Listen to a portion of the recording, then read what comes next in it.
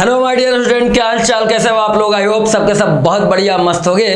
तो मेरे प्यारे बहादुर बच्चों, आप सभी का एमजेएस डिफेंस एकेडमी में मैं physics mentor Shahid Ansari, simply known as Ansari sir, स्वागत करता हूं। और हाँ, सबसे इम्पॉर्टेंट बात जो ये है कि मैं देखो पीछे दिख रहा है क्या लिखा है, क्या लिखा है, लाइट यानी कि प्रकाश। ठीक है, प्रकाश लड़कों का भी नाम होता है, ठीक है, और किरण लड़कियों का नाम होता है। खैर, यहाँ ना ही लड़कों के बारे में पढ़ाई की जाएगी, ना ही यहाँ लड़कियों के बारे में पढ़ाई की जाएगी। आज अपन लोग सीखेंगे प्रकाश के बारे में। और सबसे ज़्यादा अगर यूपीएससी एनडीए में पूछता है तो ये वही है चैप्टर जहाँ से सबसे ज़्यादा एनडीए आपसे क्वेश्चन पूछता है। ठीक, अब जब वो पूछता है तो उसका जवाब कौन देगा? मैं हूँ ना, थारा भाई। थारा भाई तुमको बताएगा यहाँ पे कि क्या हो रहा है, कैसे हो रहा है, कैसे सवाल आने हैं, क्या क्या चीज़ें ध्यान रखनी है और क्या क्या नहीं ध्यान रखनी है। A to Z अपन सिखाएगा यहाँ पे आप लोगों को।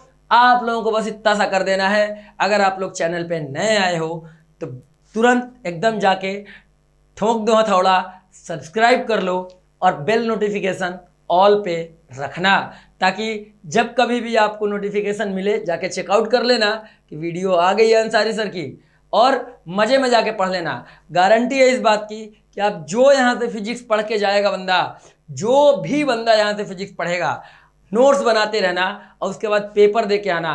तुम्हें बिलीव होगा कि भैया जो कुछ भी आ रहा है ये एमजेएस पे जो आपको मिल रहा है ना फिजिक्स, इसी कंटेंट से आ रहा है, इससे बाहर का ना आया है ना आएगा। तो चिल मार के एकदम पढ़ाई करो, बिंदास हमारे साथ बने रहो। ठीक, और अगर कोई समस्या है तो कमेंट बॉक्स में जाके अपनी समस्याओं के समाधान के लिए लिखना ना भूलना, कमेंट्स करना, प्रॉपरली आपको रिप्लाई मिलेगा।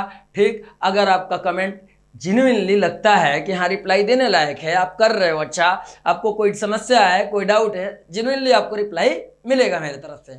ठीक है, तो बिंदास होके रहने का, पढ़ाई झन्नाटेदार अंदाज में करने का, बाकी कुछ नहीं। बाकी तुम हम पे छोड़ दो, मैं हूँ तो क्या गम है। तो चलो बिना किसी देरी के, ध्यान रहे जितने भी नए यहाँ पे आ रहे हो सबसे मैं कह रहा हूँ सब्सक्राइब कर लेना। फोकट का ज्ञान अच्छा नहीं होता, गुरु दक्षिणा है ये तुम्हारे तरफ से, तो ये दे देना। ठीक, अगर कोई समस्या है तो भैया कमेंट कर देना कि ये समस्या है, उसका समाधान निराकरण किया जाएगा प्रॉपर तरीके से। ठीक है, तो देखो बेटा, प्रकाश एक ऐसा विंग है जो लाइट का पोर्शन है, यहाँ से सबसे ज़्यादा यूपीएससी एनडीए में क्वेश्चन पूछता है। ठीक है, तो देखो लाइट में क्या क्या पूछता है। जो पहला लाइन लिखूंगा ना, ये भी सवाल 2-3 बार पूछा गया है, समझ लो कि जो पहली लाइन में लिखने वाला हूँ ये भी 2-3 बार पूछा जा चुका है। तो ध्यान से बने रहना, कॉपी पेन लेके और अपने गद्दे पे फेविकोल डाल लो और आराम से चिपका के बैठ जाओ। समझ गए होगे कि क्या चिपकाने की बात हो रही है। तो देखो सबसे पहले हम लोग बात करेंगे कि प्रकाश, ठीक है, अब प्रकाश से निकलने वाली किरणें यानी कि समझ रहे हो ना, रे। तो क्या है ये सब, आओ एक एक करके समझते हैं प्रकाश क्या है। तो देखो प्रकाश एक प्रकार का इलेक्ट्रोमैग्नेटिक वेव है। प्रकाश क्या है? प्रकाश एक प्रकार का इलेक्ट्रोमैग्नेटिक वेव है, एक प्रकार का इलेक्ट्रोमैग्नेटिक वेव है। ध्यान दो, विद्युत चुंबकीय तरंग है ये। क्या है बबुआ? विद्युत चुंबकीय तरंग है, विद्युत चुंबकीय तरंग है। ध्यान दो मैंने क्या लिखा, ध्यान दे जी। प्रकाश एक प्रकार का विद्युत चुंबकीय तरंग है, यानी अंग्रेजी में बोले तो it's an electromagnetic wave. Light क्या है कि light is an electromagnetic wave, light is an electromagnetic wave. ठीक, पहला सवाल यही पूछा गया है कि आपके सामने 4 ऑप्शन दे दिया जाएगा और ये क्वेश्चन है, समझ लो ये इन्फॉर्मेशन है लाइट के बारे में कि लाइट एक प्रकार की इलेक्ट्रोमैग्नेटिक वेव है, याद कर लो। यानी light is an electromagnetic wave, ठीक है ना। प्रकाश एक प्रकार की विद्युत चुंबकीय तरंग है, तो है यही क्वेश्चन पूछा गया है कि लाइट इज एन, ऑप्शन में 4 मिलेंगे, इलेक्ट्रोमैग्नेटिक वेव, जहां देखना विद्युत चुंबकीय तरंग टिक कर देना आंख बंद करके मेरा नाम लेते हुए।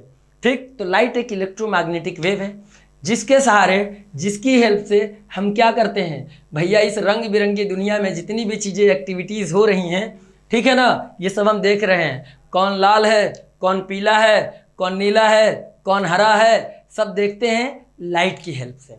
क्लियर है? तो लाइट क्या है? एक इलेक्ट्रोमैग्नेटिक वेव है, एक ह्यूज सोर्स ऑफ एनर्जी है जिसके सहारे इस रंग बिरंगी दुनिया को हम लोग अपनी नयनों से निहारते हैं, नयनों से देख रहे होते हैं। ठीक है ना, नयन मतलब आंखें, अपनी आंखों से देख रहे होते हैं। तो लाइट क्या है सबको पता हो गया। बिना किसी देरी के याद रखना, ये सवाल ऑलरेडी 2-3 बार पूछा जा चुका है कि लाइट क्या है, मतलब इलेक्ट्रोमैग्नेटिक वेव ऑप्शन में मिलेगा, आराम से टिक करके आना। चलो यहीं पे एक और बात मैं आपको बता देता हूँ कि लाइट की स्पीड क्या होती है। लाइट हमारे वैक्यूम में और एयर में ट्रेवल करता है, तो किस स्पीड से ट्रेवल करता है, ये भी सवाल है। तो याद रख लेना कि लाइट की स्पीड क्या है भाई, स्पीड ऑफ लाइट, लाइट की स्पीड क्या है, तो ये भी एक सवाल है, समझ लो। स्पीड ऑफ लाइट, तो स्पीड ऑफ लाइट सबको याद है कि नहीं याद है, जल्दी। तो 3.0 इंटू 10⁸ मीटर पर सेकेंड। और स्पीड ऑफ लाइट को स्मॉल सी से रिप्रेजेंट करते हैं, किससे, स्मॉल सी से, यानी 3 इंटू 10⁸ मीटर पर सेकेंड। और ये लाइट वैक्यूम में भी ट्रेवल कर सकता है और मीडियम में भी ट्रेवल कर सकता है। ठीक है, मीडियम, ये जो स्पीड आपको लिखा हुआ है ये किस किस मीडियम के लिए है, तो ये जो है ये आपको वैक्यूम के लिए है, वैक्यूम। ठीक, और किसके लिए है, और यही स्पीड एयर में होती है। तो एयर और वैक्यूम में जो स्पीड ऑफ लाइट होती है बच्चों, वो होती है 3 इंटू 10⁸ मीटर पर सेकेंड। इसको आप ऐसे भी लिख सकते हो 300 इंटू 10⁶ मीटर पर सेकेंड। और अगर 10⁶ और मीटर को अगर हम एक साथ कंबाइन कर दे तो मिलियन बन जाएगा, यानी कि 300 मिलियन मीटर। ठीक है ना, समझ रहे हो, मिलियन मीटर पर सेकेंड, मिलियन मीटर पर सेकेंड। तो ये भी याद रखना, यहाँ से भी सवाल पूछा गया है। देखो कंटेंट आपको यहाँ पे आपके एमजीएस के जो प्लेटफॉर्म है ना, एकदम जेन्युइन मिलेगा, अब वही मिलेगा जो आता है, जो नहीं आता है नहीं मिलेगा। एकदम इसी बिलीफ के साथ आप पढ़ाई करो, ठीक है ना, जुड़े रहो, प्यार मोहब्बत बरसाए रहो। और जो भी नए नए बच्चे हैं चैनल को सब्सक्राइब कर लें, बेल आइकन को हमेशा ऑन रखें कि जब कभी भी वीडियो अपलोड हो, लाइव क्लासेज हो, आपको फटाक से नोटिफिकेशन मिल जाएगा, चटाक से जाके देख लेना। ठीक है, तो ये आपको याद कर लेना है। अब इसको ट्रेवल करने के लिए किसी मीडियम की रिक्वायरमेंट नहीं होती, क्योंकि वैक्यूम में भी ट्रेवल कर रहा है। जबकि मैं जो बोल रहा हूँ ये साउंड है, ये भी एक वेव है, लेकिन इसको ट्रेवल करने के लिए मटेरियल मीडियम की रिक्वायरमेंट होती है। साउंड वेव वैक्यूम में ट्रेवल नहीं करता, लेकिन ये ससुरा कर लेता है। क्यों, क्योंकि ये एक इलेक्ट्रोमैग्नेटिक वेव है। ठीक है, ये समझ में आ गया। तो इतना आपको यहाँ से याद कर लेना है लाइट में। ठीक, अभी और चीज़ें हैं, धीरे धीरे एक एक स्टेप करके बताते हैं। देखो, तो ये तो बेसिक सा नॉलेज था। ठीक, इतना सबने नोट कर ली, याद कर ली होगी। अब देखो, अब हम सीधे आपको लेके चलते हैं रिफ्लेक्शन पे। कहाँ पे लेके चलते हैं, रिफ्लेक्शन। और यहाँ हर लैंग्वेज में मिलेगा, एक बात समझ लो। रिफ्लेक्शन, रिफ्लेक्शन को हम लोग परावर्तन कहते हैं। रिफ्लेक्शन को क्या कहते हैं, परावर्तन कहते हैं, प्रकाश का परावर्तन। अब बताइए कि ये प्रकाश का परावर्तन क्या है, बताइए कि प्रकाश का परावर्तन क्या है। तो जब एक गेंद को दीवार पे आप मारते हो तो दीवार आपको उस गेंद को क्या कर देता है, वापस कर देता है।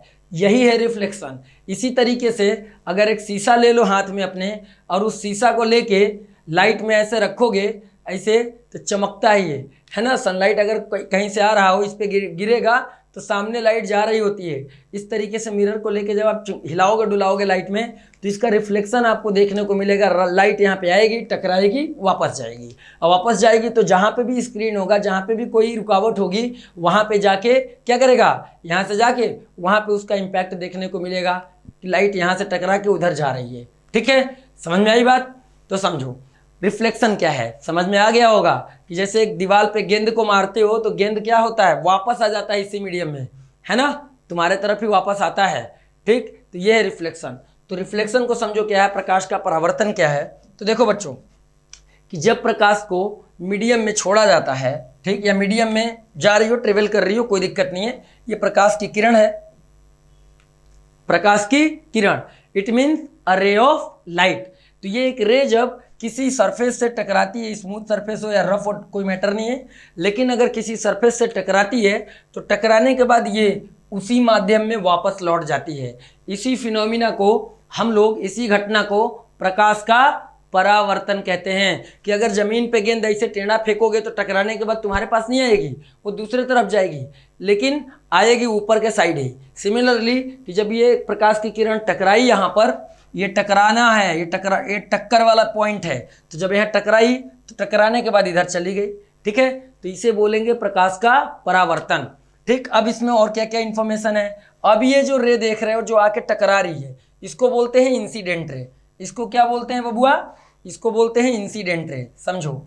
ई है इंसिडेंट रे, इसको हिंदी में बोलते हैं आपतित किरण। हिंदी में क्या बोलते हैं? आपतित किरण, समझ लो, आपतित किरण। मामला देखो इधर ही है सब, आपतित किरण। ठीक, जिस बिंदु पर टकराई है, मान लो ये बिंदु ए है, इसको बोलते हैं इंसिडेंट पॉइंट या पॉइंट ऑफ इंसिडेंस। इसको क्या बोलते हैं? Point of incidence. तो पॉइंट ऑफ, एक एक चीज एकदम ध्यान से रखना है, points of incidence, point of incidence, यानी हिंदी में बोलते हैं आपतन बिंदु। क्या बोलते हैं बबुआ? आपतन बिंदु बोलते हैं। अब ये जो टकरा के चली गई, यानी ये वाली रे तो इंसिडेंट रे हो ही गया, और जो ये टकरा के वापस गई है, इसको बोलते हैं रिफ्लेक्टेड रे। क्या बोलते हैं? Reflected ray. रिफ्लेक्टेड रे का मतलब परावर्तित किरण, परावर्तित किरण। देखो हिंदी थोड़ा सा इग्नोर करना, मात्राएं थोड़ा सा इग्नोर करना, बाकी सब ठीक है। परावर्तित किरण, ठीक। और ये जिस सरफेस से टकराई है उसको बोलते हैं परावर्तक तल, यानी रिफ्लेक्टिंग सरफेस। क्या बोलते हैं? Reflecting surface. तो ये जो सरफेस आपको दिख रहा है, ये रिफ्लेक्टिंग सरफेस है। रिफ्लेक्टिंग सरफेस, रिफ्लेक्टिंग सरफेस, परावर्तक तल। अंग्रेजी में लिख दिया रिफ्लेक्टिंग सरफेस, हिंदी में इसको क्या बोलते हैं? परावर्तक तल। हिंदी में इसको बोलते हैं परावर्तक तल। मामला देखो, समझो एकदम बहुत बढ़िया से, ठीक है, ज़्यादा कठिन नहीं है। परावर्तक तल हो गया, इंसिडेंट रे हो गया, रिफ्लेक्टेड रे हो गया, इंसिडेंट पॉइंट ऑफ इंसिडेंस हो गया। ठीक, अब जिस पॉइंट पर इंसिडेंट हुआ है, अगर वहाँ से कोई ऐसे सीधी लाइन खींच दी जाए सरफेस के साथ, ठीक है, इस सरफेस के साथ ऐसे कोई लाइन खींच दी जाए, इस सरफेस के साथ, देख रहे हो, इस सरफेस के साथ हमने लाइन खींच दी 90 डिग्री पे, तो इसको हम लोग बोलते हैं नॉर्मल। क्या बोलते हैं? नॉर्मल। हिंदी में क्या बोलते हैं? अभिलंब। अंग्रेजी में ये लाइन है नॉर्मल और हिंदी में ये लाइन है अभिलंब। हिंदी में इस लाइन को क्या बोलेंगे बबुआ? हिंदी में बोलेंगे अभिलंब। अब बताइए कि अभिलंब भी हो गया। अब अभिलंब और इंसिडेंट रे के बीच में ये जो एंगल बनता है, इसको हम आई से लिखते हैं। किससे लिखते हैं? आई से। और अभिलंब और रिफ्लेक्टेड रे के बीच में जो एंगल बनता है, इसको हम आर से लिखते हैं। अब बताइए आई को क्या कहते हैं और आर को क्या कहते हैं? तो ध्यान से देखो, यहाँ पे अब जगह नहीं बचाई इसलिए नीचे लिखने जा रहा हूँ, ठीक है। आई को क्या कहते हैं देखो, तो जो एंगल आई बन रहा है, इस एंगल आई को कहते हैं एंगल ऑफ इंसिडेंस। क्या बोलते हैं? एंगल ऑफ इंसिडेंट, ठीक है, एंगल ऑफ इंसिडेंट। ठीक, इसको हिंदी में क्या बोलते हैं? आपतन कोण। हिंदी में क्या बोलते हैं बच्चों? हिंदी में बोलते हैं आपतन कोण बोलते हैं, ध्यान रखना, यह है आपतन कोण। अब बात आई कि जो आर है ये, इस आर को क्या कहते हैं? तो देखो आर को क्या कहते हैं, यह है एंगल आर, इसको बोलते हैं एंगल ऑफ रिफ्लेक्शन। क्या बोलते हैं? Angle of reflection, angle of reflection. Hindi में क्या बोलेंगे इसको? परावर्तन कोण। क्या बोलेंगे? परावर्तन कोण, ठीक है। इतना सबको समझ में आ गया कि नहीं आ गया? कोई दिक्कत? तो अब आप सब कुछ समझ गए कि इस फिगर में जो कुछ है क्या क्या चीजें हैं। Incident ray, reflected ray, reflecting surface, point of incident, ये गुलाबी वाला नॉर्मल, और ये angle I angle of incidence, और ये एंगल ऑफ रिफ्लेक्शन। इतनी सारी चीजें यहाँ पर हमने आपको बता दी, और एक एक चीज मैंने आप लोगों को यहाँ पर इंफॉर्मेशन लिख दिया। सब कुछ फटाफट आपको नोट कर लेना है। अब आ जाते हैं रिफ्लेक्शन के लॉ पे कि रिफ्लेक्शन के क्या लॉज हैं। तो देखो बेटा, laws of reflection, laws of reflection यानी कि परावर्तन के नियम क्या है, ठीक, परावर्तन के नियम, परावर्तन के नियम। तो देखो बच्चों परावर्तन का नियम क्या है, फटाक से देखो। परावर्तन के नियम में केवल दो चीजें आपको ध्यान रखनी है। क्या क्या ध्यान रखनी है कि पहला नियम जो इसका है वो ये है कि जो इंसिडेंट रे है, इंसिडेंट रे यानी कि आपतित किरण, इंसिडेंट रे का मतलब आपतित किरण। दूसरा जो नॉर्मल है, नॉर्मल का मतलब अभिलंब। और तीसरा जो परावर्तित किरण है यानी कि रिफ्लेक्टेड रे, कौन सी, रिफ्लेक्टेड रे, ठीक है ना, यानी कि परावर्तित किरण, यानी आपतित किरण, अभिलंब और परावर्तित किरण, ये तीनों एक ही प्लेन में होते हैं। क्या, एक ही प्लेन में होते हैं। तो ये सभी, देखो मैं लिख दे रहा हूं, ये सभी एक ही प्लेन में होते हैं। एक ही प्लेन को हम लोग क्या कहते हैं, समतल। तो एक ही प्लेन में होते हैं,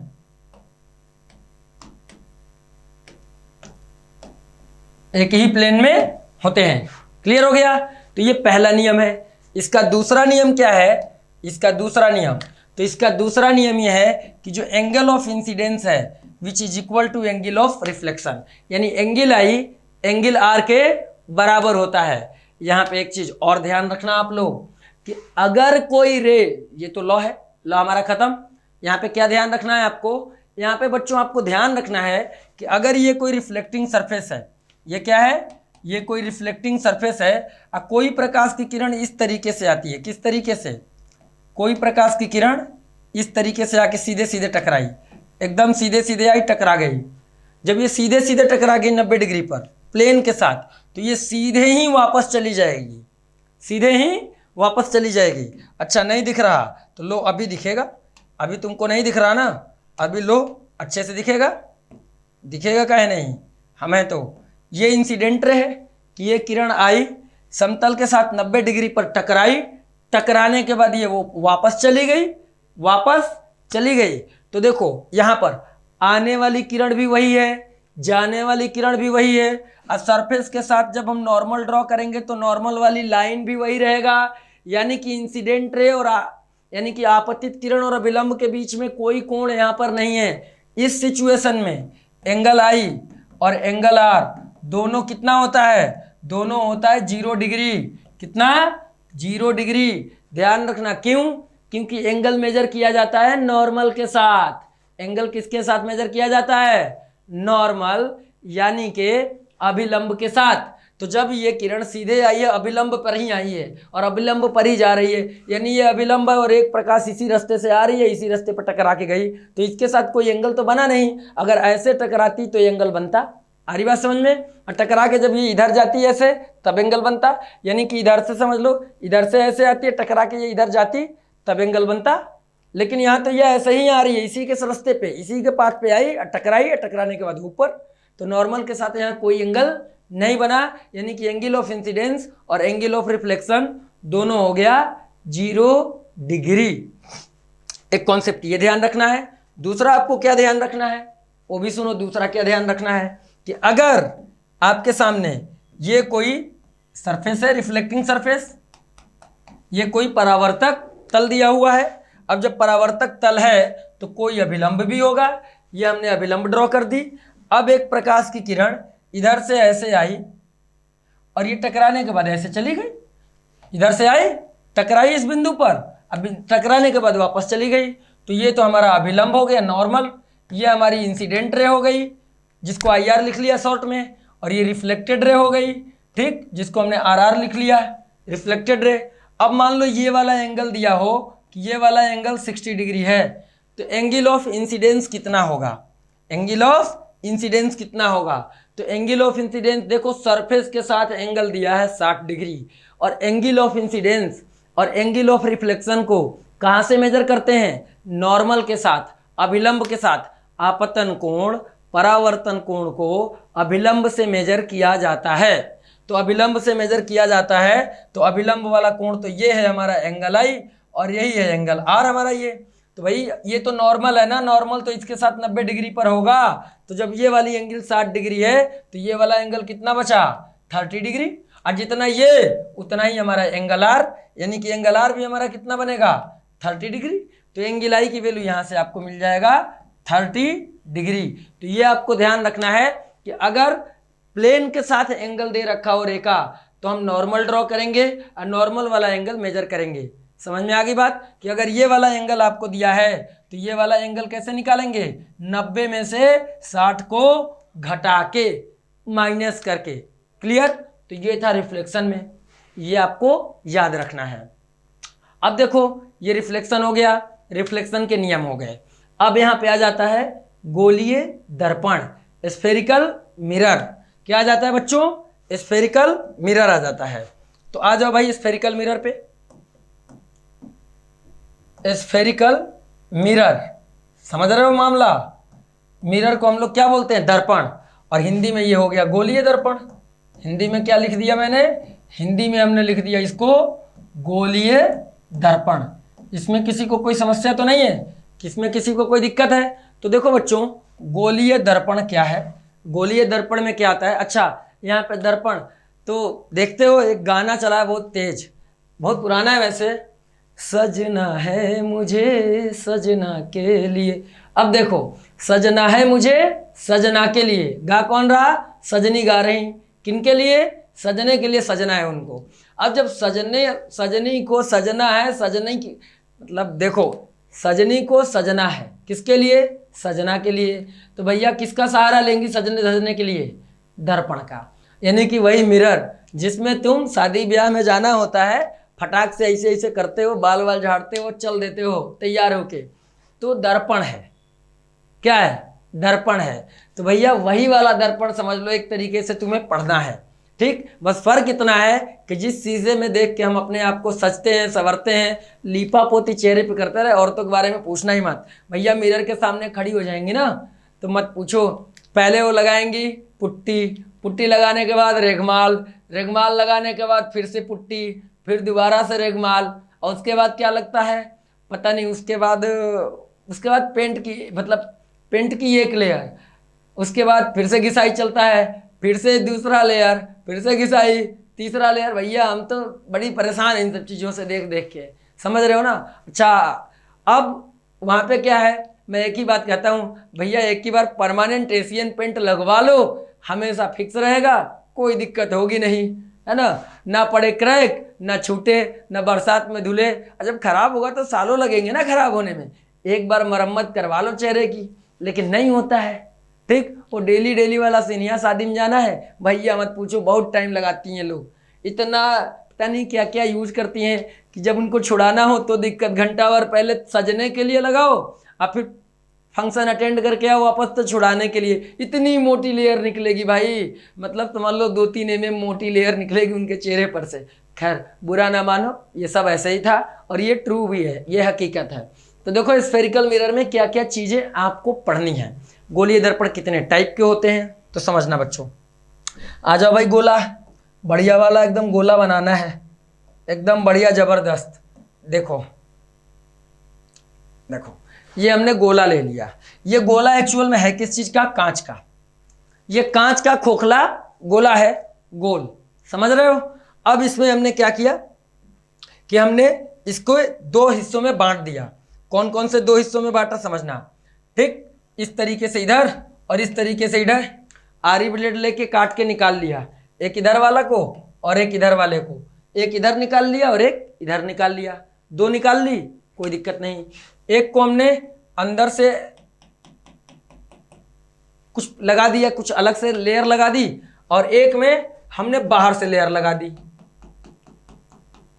ऐसे लगा दिया। अब देखो इसका आउटर सरफेस जो है बाहर वाला, ये रिफ्लेक्टिंग सरफेस का काम करेगा, और इसका जो अंदर वाला है ये रिफ्लेक्टिंग सरफेस का काम करेगा। मामला समझना है, इसका बाहर वाला रिफ्लेक्टिंग सरफेस का काम करेगा और इसका अंदर वाला रिफ्लेक्टिंग सरफेस का काम करेगा। यानी परावर्तन यहाँ पे इस सरफेस पे होगा बाहर बाहर, और यहाँ अंदर वाले पे होगा। तो इस वजह से इनके 2 अलग अलग नाम हैं। ठीक, जिस पे बाहर से रिफ्लेक्शन होता है इसको बोलते हैं कॉन्वेक्स। क्या बोलते हैं, convex mirror, convex mirror. Hindi में इसको बोलते हैं उत्तल दर्पण। क्या बोलते हैं बच्चों, उत्तल दर्पण। समझो। तो ये हो गया उत्तल दर्पण। अब इधर जिसमें अंदर का रिफ्लेक्टिंग सरफेस है, बाहर वाला नहीं है, तो इसको बोलते हैं कॉनकेव मिरर। कॉनकेव मिरर, ये तो अंग्रेजी में हो गया। हिंदी में हो गया अवतल दर्पण। अवतल दर्पण, समझ रहे हो कि ये हो गया अवतल दर्पण। अब देखो यहां पर इतनी बात बता दी है, तो दो बात और समझ लो, ठीक, कि यहां से ये जो पॉइंट है और ये जो पॉइंट है, इसके बीच में ये जो लंबाई आप देख रहे हो, ये जो लंबाई हमने खींच रखी है, इस लंबाई को अपर्चर कहते हैं। क्या कहते हैं? अपर्चर।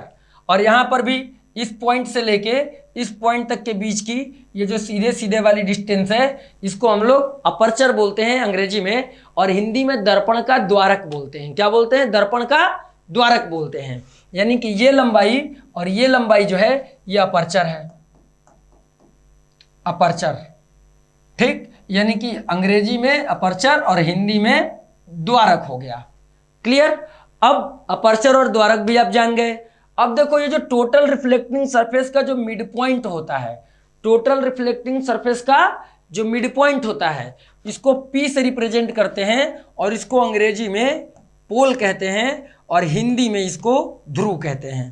अंग्रेजी में पोल, हिंदी में ध्रुव कहते हैं। यानी इधर भी ये रिफ्लेक्टिंग सरफेस का ये जो मिड पॉइंट है, इसको हम क्या बोलेंगे? P से रिप्रेजेंट करेंगे और इसको अंग्रेजी में हम कहेंगे पोल और हिंदी में कहेंगे ध्रुव। हिंदी में क्या कहेंगे? इसे ध्रुव कहेंगे, ठीक है। अब देखो, चूंकि ये जब गोला है तो गोले का अपना एक सेंटर भी होता है। तो मान लो गोले का सेंटर कोई है, ये है, ये गोले का सेंटर है। तो गोले का ये जो सेंटर है, समझ रहे हो, गोले का सेंटर है, इसको मैंने ओ नाम रख दिया। इस सेंटर को कहा जाता है, अब इस मिरर के लिए इस सेंटर को कहेंगे सेंटर ऑफ कर्वेचर। क्या बोलेंगे? Centre of curvature. और इसके लिए भी, क्योंकि ये वाला मिरर भी इसी गोले से बनाया गया है, तो सेंटर ऑफ कर्वेचर क्या होता है कि जो भी गोलीय दर्पण है, जिस गोले से बनाया जाता है, उस गोले के केंद्र को, सेंटर को ही उस मिरर का, यानी जो स्फेरिकल मिरर है, उसका सेंटर ऑफ कर्वेचर होता है, याद रखियो, ठीक। तो ये हो गया बबुआ centre of curvature. Centre of curvature, Hindi में इसको क्या बोलेंगे? वक्रता केंद्र। हिंदी में इसको क्या बोलेंगे? हिंदी में इसको बोलेंगे बबुआ वक्रता केंद्र, ठीक है। अब देखो, जो लाइन पोल और सेंटर ऑफ कर्वेचर से ऐसे जा रही हो, सीधे इधर और ये सीधे इधर, इस लाइन को क्या बोलेंगे? ये जो सीधे लाइन इधर जा रही है, समझ रहे हो, जो सेंटर ऑफ कर्वेचर और पोल से होके जो लाइन जाती है, इसको बोलते हैं मुख्य अक्ष। क्या बोलते हैं? मुख्य अक्ष, प्रिंसिपल एक्सिस। तो इसको बोलते हैं principal axis, principal axis, principal axis, Hindi में मुख्य अक्ष। हिंदी में इसको क्या बोलते हैं बबुआ? हिंदी में इसको बोलते हैं मुख्य अक्ष, ठीक है।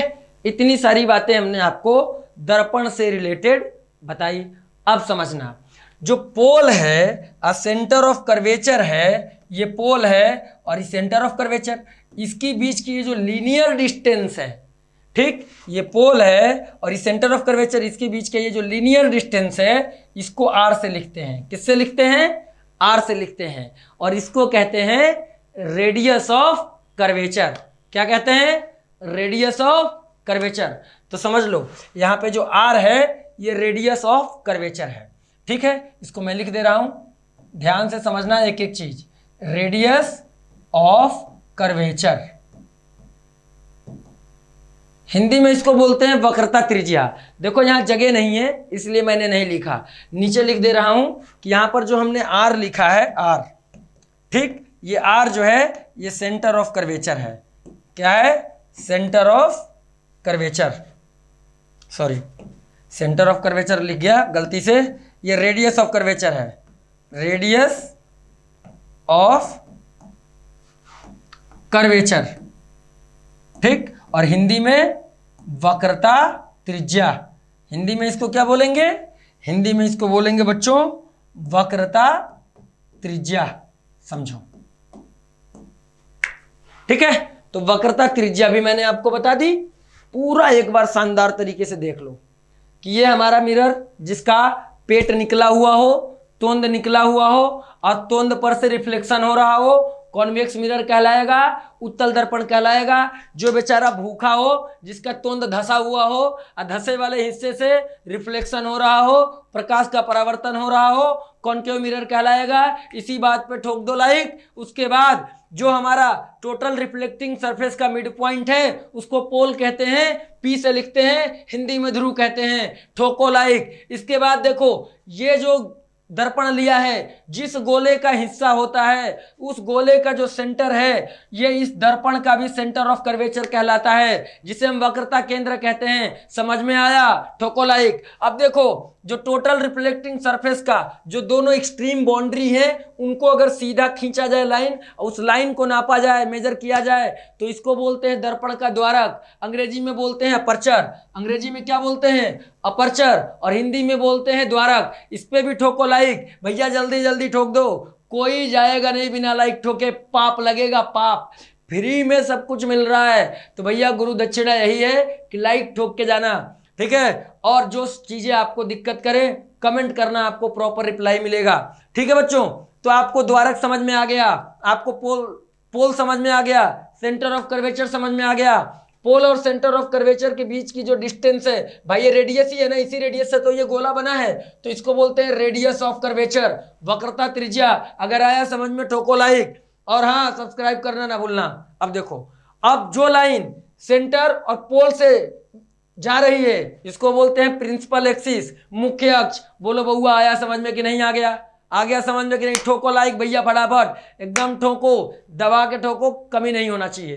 तो ये पूरा था मिरर का इंफॉर्मेशन। अब इसमें और क्या क्या जानकारी और देनी है मुझे, तो बने रहो हमारे साथ, ठीक है। जो बंदा हमारे साथ बना रहेगा, गारंटी है उसका एनडीए नहीं बचेगा। फिजिक्स में सारे क्वेश्चन फोड़ के आएगा, इस बात की हमारी पूरी गारंटी है। तुम तसल्ली रखना बस, ठीक है। आएगा तो यहीं से आएगा, यहीं से समझ रहे हो, बाकी और कहीं से नहीं आएगा, तो तसल्ली रखो।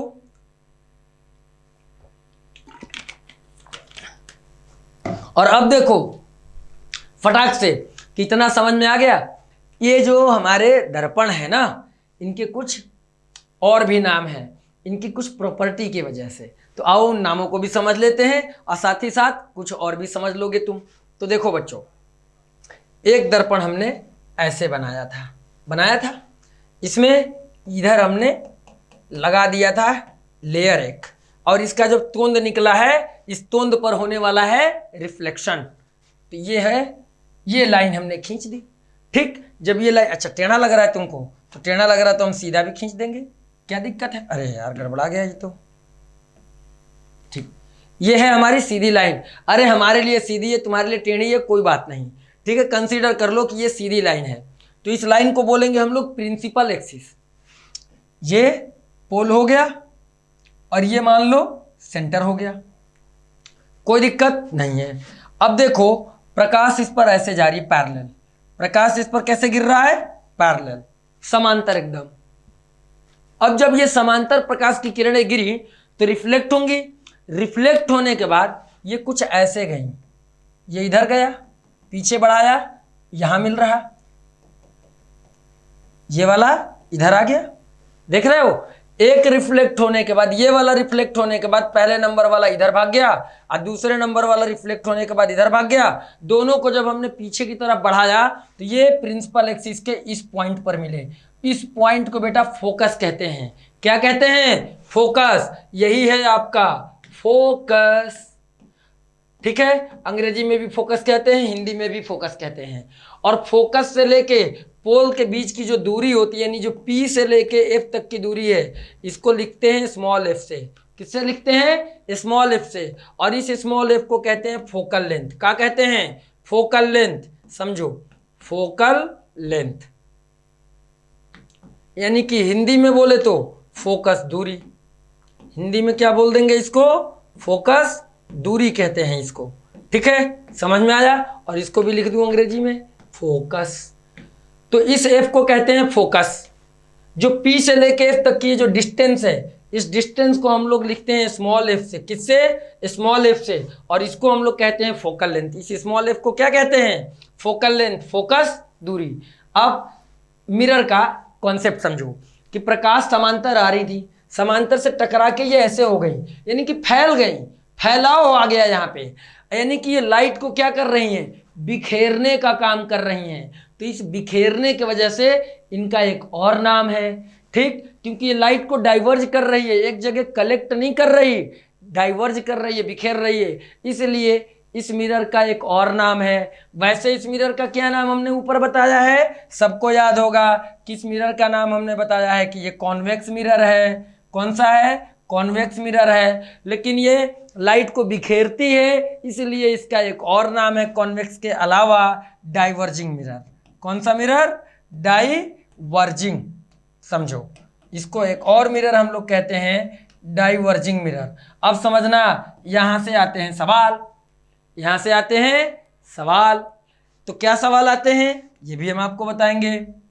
देखो, अब सब लोग रोड पे ट्रेवल करते हो रात के अंधेरों में, तो जो बंदे शहर में रहते हैं उन्हें पता होगा, क्या पता होगा कि रोड के किनारे किनारे स्ट्रीट लाइट लगा होता है। दोनों तरफ से क्या लगा होता है? स्ट्रीट लाइट लगा होता है भैया। अब ये जब ये स्ट्रीट लाइट लगा है तो बल्ब से भाई ऑन रहता है, रोड को रोशनी कर देता है, प्रकाशित करता है। तो उसके अंदर कौन सा मिरर लगा है? उसके अंदर यही वाला मिरर लगा है, इसी नेचर के वजह से। ठीक, कैसे मिरर लगा है? इसकी पोजीशनिंग समझो, इसकी पोजीशनिंग समझो। मान लो ये खंबा, ये तुम्हारा खंबा, खंबे में ये है डंडा, खंबे में ये स्ट्रीट लाइट वाले डंडे ऐसे ही तो होते हैं कि नहीं होते हैं। और यहाँ पर मान लो ऐसे लगा है, तुमको दिख रहा है स्ट्रीट लाइट। अब ये प्रकाशित करेगा चीज़ों को, तो कैसे? तो समझना, इसके अंदर यहाँ पर इस तरीके से लगा है मिरर, टेढ़ा मैंने बनाया है, दिखा? यानी कैसे है ये ऐसे है, अंदर अंदर का शेप। और यहाँ पे मान लो लगा है होल्डर, होल्डर के यहाँ पे आगे लगा है ऐसे बल्ब फिटेड है अंदर। और जब बल्ब है यहाँ पे, तो जब यहाँ से स्विच ऑन होता है स्ट्रीट लाइट वाला, तो ये क्या करेगा? क्योंकि ये वाला मिरर है अंदर इस तरीके का, तो कुछ लाइट तो यहाँ जो कवर लगा हुआ है, ऐसे कवर लगा हुआ है, तो कुछ लाइट तो हमारे कवर से सीधे सीधे ऐसे निकल रही हैं कि नहीं निकल रही हैं? कुछ तो ऐसे ऐसे सीधे निकल रही हैं, कुछ क्या हो रही हैं कि इस पर पड़ती हैं। किस पे? ये पीछे वाले मिरर पे, रिफ्लेक्टर पे। अब पड़ने के बाद ये एरिया और बड़ा कर देती हैं, रिफ्लेक्ट होने का एरिया और बड़ा कर दे रही हैं। यहाँ से आई, ऐसे रिफ्लेक्ट होके इधर आ गई रिफ्लेक्टर से, समझ रहे हो? तो भैया ये क्या होता है कि स्ट्रीट लाइट यहाँ पर आप जब देखोगे तो ये ज़्यादा एरिया रोड पे कवर करती हैं। यानी कि अगर ये रोड है, तो यहाँ पर अगर बल्ब लगा है, यहाँ पर कोई बल्ब लगा है, तो इस बल्ब से रोशनी कैसे निकलती है? ऐसे रोड पे निकलती है। यही देखा होगा तुम लोगों ने, सबने ये चीज़ देखा होगा कि प्रकाश कैसे निकलती है रोड पे, एकदम दूर तक फैल के निकलती है। तो फैलाने का काम कौन कर रहा? जो स्ट्रीट लाइट का अंदर रिफ्लेक्टर लगा है, और रिफ्लेक्टर लाइट को फैलाने का काम कर रहा है। और ये रिफ्लेक्टर किस नेचर का है? तो कॉन्वेक्स नेचर का है। और उत्तल दर्पण लगा हुआ है। याद रखना, ये क्वेश्चन पूछा जाता है, ठीक है बबुआ? तो ये तुम्हारा एक हो गया क्लियर, इसमें कोनो दिक्कत वाली बात नहीं होनी चाहिए। समझ गए? तो डाइवर्जिंग मिरर का अभी मैंने एक यूज बताया है, अभी आगे आप लोगों को और यूज बताऊंगा, ठीक है बच्चों? बिना, अब देखो, जितनी देर से मैं चिल्ला चिल्ला के पढ़ा रहा हूँ, इतनी देर में तुम लोगों ने बहुत कुछ नोट कर लिया होगा। और जब बहुत कुछ नोट कर लिया है, तो भाई फिर से एक बार बोल दे रहा हूँ कि अगर आप मेरे प्यारे बच्चे, आप हमारे इस MJS के प्लेटफॉर्म पे नए हो, तो सब्सक्राइब कर दो, बेल आइकन को ऑन कर लो। और अगर तुम्हारी कोई समस्या है तो कमेंट बॉक्स में अपनी समस्या डाल दो। तुम्हारी समस्या का समाधान हमारी फैमिली ज़रूर करेगी। MJS, हम सभी, इवन मैं, यानी कि पूरा MJS फैमिली आपकी समस्याओं का समाधान करेगा, ठीक है? बात समझ आ गई? तो बेटा इतना ही करना है तुम्हें, ठीक है? और भैया मज़ेदार कंटेंट है, मैं बोल रहा हूँ कब से कि यहीं से आएगा, बाहर से नहीं आएगा, ये विश्वास कर लो, अब गांठ बना लो। वरना वही है, पेपर दे के आने के बाद जब नहीं पढ़ोगे मन लगा के, अंसारी सर के कंटेंट को तुमने छोड़ा, तो फिर पछताओगे। उसके बाद कहावत कही गई है ना, अब पछतावे होत का जब चिड़िया चुग गई खेत। तो कुछ ना हुई तुहार। तो भैया इससे बढ़िया है मज़े मज़े में आके पढ़ लो, नोट्स बना लो, तुम्हारे एनडीए में जो कुछ भी आएगा यहीं से आएगा, इस बात की गारंटी मेरी तरफ से। तो अब देखो, एक मिरर तो आप समझ गए, डाइवर्जिंग मिरर। दूसरा क्या है? दूसरा जो हमारा मिरर था वो तो कुछ ऐसा बनता है। कैसा भाई? ये तो कुछ ऐसा बनता है, ऐसा। ठीक, अब इसको इधर से हमने पॉलिश कर दिया है, ऐसे इस तरीके से कुछ कर रखा है, जिसकी वजह से ये रिफ्लेक्टिंग सरफेस का काम नहीं करेगा। ये भूखा प्यासा है, इसका तोंद पचका हुआ है। अब भैया जब तोंद पचका हुआ है तो हमने एक सीधी लाइन भी खींच ली, इस लाइन को हम लोग प्रिंसिपल एक्सिस बोलते हैं। अब मान लो ये है इसका सेंटर, ये है इसका सेंटर, और ये पॉइंट है पोल, क्योंकि पोल और सेंटर से जाने वाली लाइन को ही हम लोग मुख्य अक्ष कहते हैं। अब देखो, अब यहाँ पर भी समांतर किरणें आई, एक ये और एक ये, दो समांतर किरणें आई, एक और दो। मान लो दो प्रकाश की किरण आई टकराने के लिए। अब जब ये दो प्रकाश की किरण यहाँ टकराने के लिए आई तो टकराने के बाद रिफ्लेक्शन के बाद यहाँ से वापस भी जाएंगी। तो भैया इनका जाने का तरीका समझना, ये वाली इधर से ऐसे चली गई, टकराने के बाद ऐसे चली गई, और दूसरा वाले भी टकराने के बाद कुछ ऐसे चली गई इधर से, ये इधर चली गई, दूसरी वाली टकराने के बाद इधर चली गई, अब पहली वाली इधर से टकराने के बाद इधर आ गई। तो जिस बिंदु पर ये दोनों मिल गए यहाँ पर, इसको हम लोग क्या कहते हैं? फोकस कहते हैं। क्या कहते हैं बच्चों? फोकस कहते हैं। ये बात आप लोग याद कर लो बिना किसी देरी के, इसे आप लोग क्या कर लो? याद कर लो बिना किसी देरी के। ये यहाँ पर क्या हो गया? फोकस हो गया।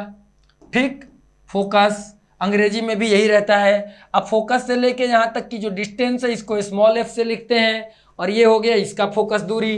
तो ये क्या हो गया? Focal length. ये हो गया फोकल लेंथ। अब देख रहे हो आप लोग, फोकल लेंथ यानी फोकस दूरी।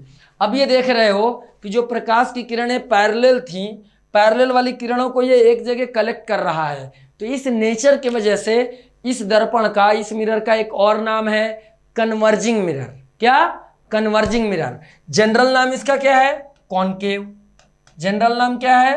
Concave mirror. और इस नेचर की वजह से जो लाइट को क्या कर रहा है? एक जगह प्रिंसिपल एक्सिस पे कलेक्ट कर देता है। इस नेचर की वजह से इसका एक और नाम है कन्वर्जिंग। क्या नाम है बच्चों? Converging mirror. बोलो समझ में आया कि नहीं आया? ये हो गया बच्चों कन्वर्जिंग मिरर। इसमें किसी को कोई तकलीफ नहीं होना चाहिए। तो डाइवर्जिंग मिरर आप समझ गए, कन्वर्जिंग मिरर आप समझ गए। अब देखो कन्वर्जिंग मिरर, गाड़ी है, गाड़ी में लगा है हेडलाइट। गाड़ी में क्या लगा है? हेडलाइट। हेडलाइट से निकलने वाली रोशनी देखते हो कैसी जाती है? गाड़ियों में जो हेडलाइट लगे होते हैं इनसे जो प्रकाश होती है एकदम सीधे ऐसे निकलता है, एकदम सीधे ऐसे निकल रहा होता है। तो यहाँ हेडलाइट के अंदर कौन सा मिरर यूज किया जाता है जिसकी वजह से लाइट हमारी सीधे ऐसे भागती है? ठीक, या टॉर्च वगैरह होता है जो अंधेरे में देखने के काम आता है, उससे भी लाइट देखते हो सीधा निकलता है बीम की तरह। मतलब कलेक्शन ऑफ रेज को हम लोग बीम कहते हैं। ध्यान रखना कि ढेर सारी लाइटें एक साथ कलेक्ट होकर कलेक्टिवली मूव करती हैं आगे की ओर। तो कौन सी लाइट है वो, किस तरीके का उसमें रिफ्लेक्टर यूज है? तो उसमें रिफ्लेक्टर होता है यही वाला। कौन वाला? ये कॉनकेव वाला। देखो कॉनकेव वाला कैसे है, मैं दिखा रहा हूँ, देखना एक एक चीज। ये हमारा कॉनकेव मिरर लगा दिया, कॉनकेव मिरर लगा दी।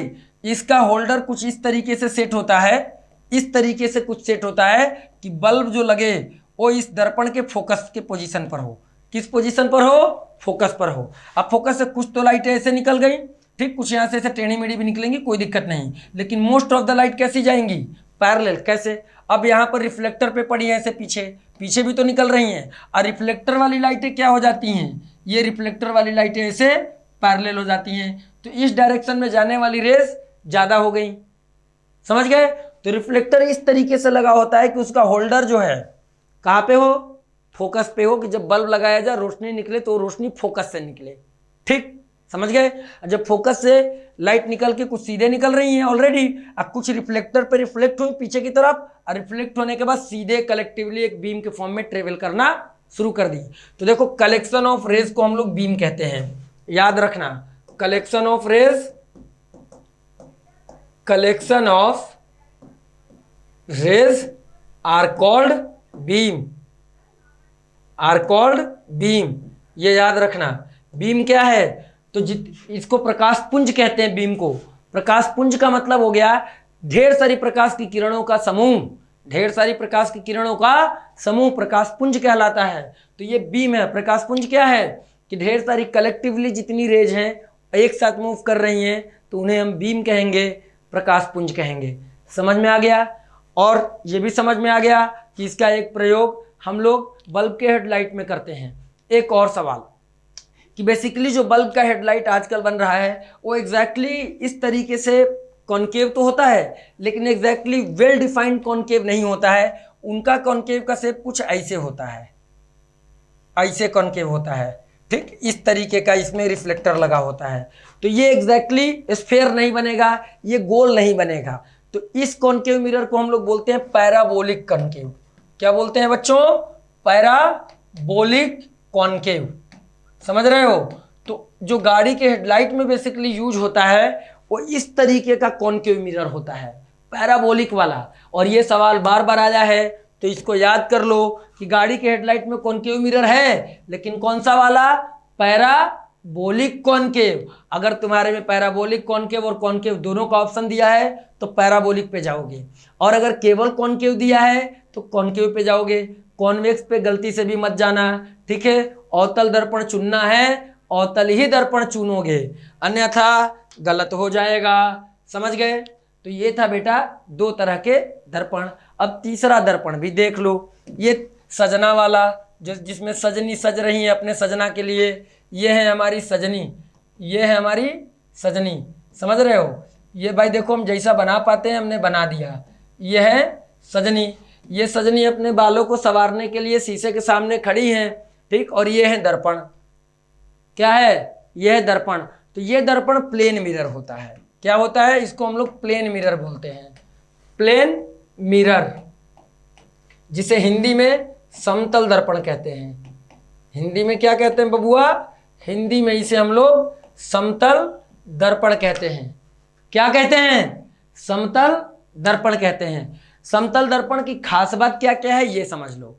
क्या क्या चीजें याद रखनी है, लिमिटेड उतना याद रखो कि अगर ये यहाँ से 1 मीटर की दूरी पर हैं तो इनका तस्वीर भी इधर पीछे, ये जो सुंदर सी कन्या दिख रही है, इस सुंदर कन्या की जो तस्वीर यहाँ बनेगी वो भी 1 मीटर दूरी पर ही बनेगी, ठीक। इनका प्रतिबिंब ये है और ये 1 मीटर के दूरी पर ही बनेगा, पहला चीज। दूसरा, इनका जो तस्वीर बनेगा शीशे में, अगर आप दाहिना हाथ उठाओ तो वो बायां उठाता है, ऐसा फील होता है, क्योंकि दाहिना हाथ हमने उठाया, शीशे में भी दाहिना ही उठाया हुआ, मतलब आप दायां उठाए हो, सामने वाला भी ऐसे। एक सामने व्यक्ति को खड़ा करा के बोलो ये वाला हाथ उठाओ भाई तुम भी, तो अगर वो उठाएगा तो अगर मेरा राइट हैंड है तो उसका लेफ्ट होगा ना।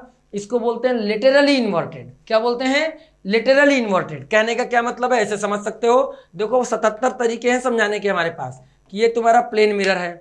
यहाँ पर अगर मैं ऐसे क लिखूं, देखो ये मैंने ऐसे क लिखा उल्टा, अच्छा तुमको सीधा दिख रहा है, ये उल्टा क लिखा है, ठीक। और जब इसकी तस्वीर यहाँ पर बनेगी, इस तरफ बनेगी, तो ये कैसे बनेगी? ये एकदम सीधा ऐसे क बनेगी। समझो, ये ऐसे लिखा था और तस्वीर इसकी ऐसे बन गई। अच्छा, सुंदर कन्या को देखने के बाद कलुआ गाना याद आया। क्या याद आया? जरा तस्वीर से तुम निकल के सामने आ मेरी महबूबा। समझ रहे हो? गला बहुत खराब है, पानी पीना पड़ेगा गाना सुनाने के लिए।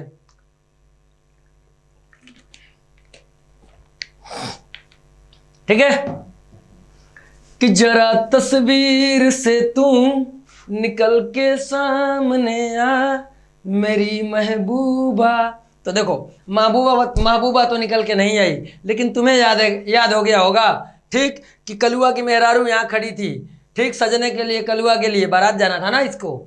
अब इसका ये तस्वीर बना, तो तस्वीर अगर ये दर्पण से 1 मीटर के दूर पर खड़ी है तो दर्पण के अंदर यानी दर्पण के पीछे 1 मीटर दूरी पर ही बनेगा, ठीक। जो इमेज बनता है ये कुछ इस तरीके से बनता है, इसको बोलते हैं लेटरली इन्वर्टेड। अंग्रेजी में क्या बोलते हैं इसको? लेटरली इन्वर्टेड पार्श्व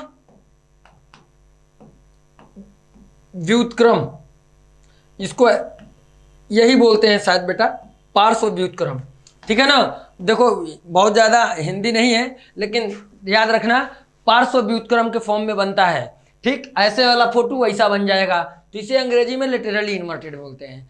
एक चीज बताई, एक यहाँ बताई, दूसरी ये बताई। तीसरी बात सुनो कि भाई डिस्टेंस हो ही गया, बराबर हो गया, ये समझ में आ गया। ये जो इमेज बनती है ये वर्चुअल बनती है, आभासी बनती है। कैसी बनती है? वर्चुअल इमेज बनती है। वर्चुअल इमेज, देखो वर्चुअल इमेज का मतलब आभासी होता है। वर्चुअल इमेज का मतलब क्या होता है बच्चों? आभासी प्रतिबिंब बनता है। तो ये प्रतिबिंब आभासी होता है, और जो भी इमेज वर्चुअल होगी वो समझ लो सीधा होगी। वर्चुअल इमेज अगर है तो वर्चुअल है तो ये इरेक्ट बनेगी, इरेक्ट। और इरेक्ट को हिंदी में कहते हैं सीधा। हिंदी में क्या कहते हैं? सीधा, कि सीधा बनेगा। ऐसा नहीं कि तुम सामने खड़े हो, तुम्हारी टांगे ऊपर हो गई, सर नीचे हो गया, ऐसा नहीं बनता है। आप सीधा हो, सर आपका ऊपर है, ऊपर ही तस्वीर में भी दिखता है, तो वर्चुअल इमेज है। अब वर्चुअल इमेज हमेशा आपको कैसी बनती है? इरेक्ट बनती है, सीधा बनती है। तो वर्चुअल इरेक्ट एक साथ लिखा जाता है, और इन्वर्टेड के साथ हमेशा उल्टा होता है। ठीक है, तो आपको यहाँ पे समझ में आ गया होगा कि जो प्लेन मिरर है हमारा समतल दर्पण, तो जितना दूर हम दर्पण से खड़े होते हैं प्रतिबिंब भी उतना ही दूर बनता है, पहली चीज। दूसरा, लेटरली इन्वर्टेड बनता है, पार्श्व व्युत्क्रम के फॉर्म में बनता है। तीसरी बात कि इसकी जो इमेज होती है कैसी होती है? वर्चुअल और इरेक्ट होती है, यानी कि आभासी एवं सीधा होती है। यहाँ से भी सवाल पूछा गया है, याद कर लो। यानी समझ लो 4-5 सवाल हमने तुम्हें यहीं बता दिए, और ये सब वो सवाल हैं जो हमेशा पूछे जाते हैं। ठीक, तो ये समझ लो ये। अब इसकी एक और खास बात है कि अगर तुम 5 मीटर लंबे हो तो दर्पण कितनी ऊंचाई की ली जाए कि तुम्हारी हेड से लेकर टो तक की सारी तस्वीर दर्पण में बन जाए? तो आधे लंबाई की। कितने लंबाई की? आधे लंबाई की। अगर वस्तु, ऑब्जेक्ट, वस्तु समझ लो, वस्तु क्या है? वस्तु की लंबाई है हमारी 5 मीटर, तो इसके रिस्पेक्ट में जो प्लेन मिरर की लंबाई होगी, जो प्लेन मिरर आप लोगे, प्लेन मिरर लोगे, वो कितने मीटर हाइट का लोगे? 2.5 मीटर का। 2 करेक्ट 1/2, या इसको लिख लो 2.5 मीटर। तो आप जब 2.5 मीटर लंबाई का, ऊंचाई का मिरर लोगे तो इस 5 मीटर लंबे वस्तु की पूरी तस्वीर हेड टू टो तक आ जाएगी। ये आपको याद रख लेना है। क्लियर? तो प्लेन मिरर यहाँ पे पूरी तरह से निपटा दिया है मैंने। अब देखो इमेज फॉर्मेशन में चीजें बाकी हैं, मिरर फॉर्मेशन में चीजें बाकी हैं। ठीक है, लेकिन मिरर फॉर्मेशन सबसे ज्यादा इंपॉर्टेंट है। मिरर में जो इमेज फॉर्मेशन है, क्या है बच्चों? Image formation. Image formation by कौन कौन? Convex and number 2 concave mirror. Concave mirror ये है बच्चों सबसे ज्यादा इंपॉर्टेंट। ये है सबसे ज्यादा इंपॉर्टेंट, यानी प्रतिबिंब का बनना उत्तल और अवतल दर्पण द्वारा। उत्तल और अवतल दर्पण द्वारा प्रतिबिंब किस तरह से बनता है, किन किन पोजीशन पे बनता है, यह है सबसे ज्यादा इंपॉर्टेंट। ठीक है, इसे आपको प्रॉपर एकदम ध्यान से याद रखना है, भूलना नहीं है। लेकिन लेकिन लेकिन अगर आपको ये इंपॉर्टेंट पोर्शन जानना है तो भैया कमेंट में हाईलाइट कर देना कि हाँ ये जानना है, क्योंकि है सबसे ज़्यादा इंपॉर्टेंट। और ये अभी बताऊंगा नहीं, ये तभी बताऊंगा जब आप लोग चैनल को देखो, चैनल को जाओ, सब्सक्राइब करो, बेल आइकन दबा देना, नोटिफिकेशन प्रॉपर मिलती रहे। दूसरी बात, अगर आपकी रिक्वायरमेंट है कि नहीं सर ये बता दो, ज़्यादा क्वेश्चन आता है, ये भी मैं बता रहा हूँ, कमेंट बॉक्स में जाओ, ओपी अंसारी सर के साथ साथ लिखते जाना क्या कि वी वांट ऑल। तो भैया जब तक तुम लिखोगे नहीं, क्या लिखना है कि भैया वी नीड मोर, दिल मांगे मोर। तो भाई जब तुम्हारा दिल मोर मांगेगा तो हम तुम्हें ज़्यादा देंगे। ठीक है, तुम कम मांगोगे हम ज़्यादा देंगे, तो तुम्हें मांगना पड़ेगा। ये यहाँ से बहुत सारी चीज़ें आती हैं। ठीक, एक दो चीज़ और बता देता हूँ, ये हम आपको आपकी डिमांड पे बताएंगे। देखते हैं आप हमसे प्यार कितना करते हो। अगर आप हमसे प्यार करते हो, मैंने बता दिया कि यहाँ से क्वेश्चन आएगा, और मैं गारंटी देता हूँ कि मैं ऐसे तुम्हें याद कराऊंगा इमेज फॉर्मेशन, ऐसे चुटकियों में कि तुम्हें प्रॉपर एक बार में याद हो जाएगा। दोबारा देखने की जरूरत नहीं पड़ेगी, कहीं और जाने की जरूरत नहीं पड़ेगी, एक बार में फटाफट अंदाज में तुम्हें ये चीज़ें इमेज फॉर्मेशन कि ऑब्जेक्ट कहाँ पर रखा जाए, इमेज कहाँ बनेगा, ऑब्जेक्ट कहाँ पे होगा, इमेज कहाँ बनेगा, ऑब्जेक्ट कहाँ पे होगा, इमेज कहाँ बनेगा, ये सब क्विकली रैपिड की फायर की तरह तुम्हें याद हो जाएगा। इस बात की हमारी गारंटी है। लेकिन ये आपको आपकी डिमांड पे मिलेगा। अगर आप प्यार करते हो हमसे, अगर आपको एमजेएस परिवार से प्यार है, मोहब्बत है, तो जाओ कमेंट में दिखा दो, लाइक बरसा दो, बारिश कर दो एकदम। ठीक है बच्चों। और दूसरी चीज, सबसे इंपॉर्टेंट बात, इसके बाहर जो मैं पढ़ा रहा हूं, इसके बाहर एक सवाल नहीं आएगा। जितना भी कंटेंट, जो भी टॉपिक्स मैंने आप लोगों को पढ़ा रखे हैं, उन टॉपिक्स को आप रट लो, तैयार कर लो, आराम से बिंदास भरोसा करके जाओ, उससे बाहर का नहीं आएगा। उस टॉपिक में से अगर कुछ भी सवाल आया तो मेरे पढ़ाए हुए कंटेंट में से ही सब कुछ मिल जाएगा तुमको। ठीक है, तो जाओ अब प्यार बरसाओ। देखते हैं अंसारी सर के हमारे चाहने वाले कितने हैं। तो भैया कमेंट बॉक्स में अपना प्यार बरसाना, ओपी अंसारी सर लिख देना, चैनल पे नए हो सब्सक्राइब कर देना, बेल आइकन को प्रेस कर लेना, नोटिफिकेशन हमेशा मिलती रहे ताकि। ठीक है, समय बहुत लिस्ट बचा है, तो इस लिस्ट समय में ज़्यादा से ज़्यादा चीज़ें देनी है। और दूसरी चीज़, आप लोगों को पीवाईक्यू भी मुझे देना है, तो पीवाईक्यू भी आपको तभी मिलेगा जब आप प्यार बरसाओगे। हमें दिखना चाहिए कि हाँ बच्चे हमसे मोहब्बत करते हैं, और भी दिल खोल के। अगर हम तुम्हें दिल खोल के पढ़ा रहे हैं तो तुम भी दिल खोल के प्यार जताओ। जब तक जताओगे नहीं, पता कैसे चलेगा। ठीक है, तो चलो बच्चों, फिर मिलते हैं हम आपको नेक्स्ट वीडियो में। तब तक के लिए आप लोग स्वस्थ रहो, मस्त रहो, एकदम बिंदास रगड़ के पढ़ाई करो। मैं वादा करता हूँ कि मेरे कंटेंट से बाहर का एक भी चीज़ नहीं आएगा। ठीक, लेकिन अगर आपको हमारा कंटेंट अच्छा लग रहा है तो अपना प्यार बरसाना ना भूलें। कमेंट में ओपी अंसारी सर के साथ साथ दिल मांगे मोर जरूर टाइप करें। Thank you. जय हिंद बच्चों।